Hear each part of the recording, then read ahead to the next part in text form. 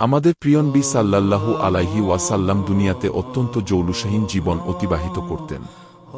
কিন্তু একবার নবী করিম সাল্লাল্লাহু আলাইহি ওয়াসাল্লামের স্ত্রীগণ তার কাছে কিছু দুনিয়াবী স্বাচ্ছন্দ্যের দাবি করেছিলেন।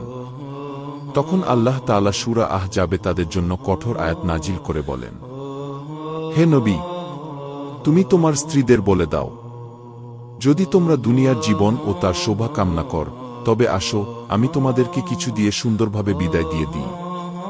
অর্থাৎ সকল স্ত্রীকে আল্লাহ একটি অপশন দিলেন যে তোমরা আল্লাহর রাসূলের পরিবর্তে দুনিয়ার ভোগ সামগ্রী গ্রহণ করতে পার।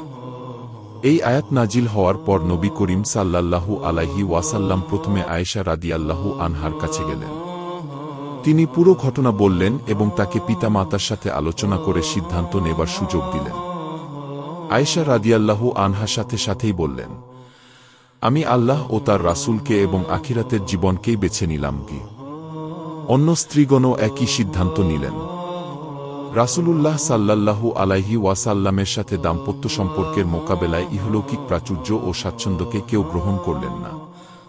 তারা সবাই দুনিয়ার ভোগবিলাস ত্যাগ করে আল্লাহর রাসূলের সঙ্গ ও আল্লাহর সন্তুষ্টি কামনা করলেন।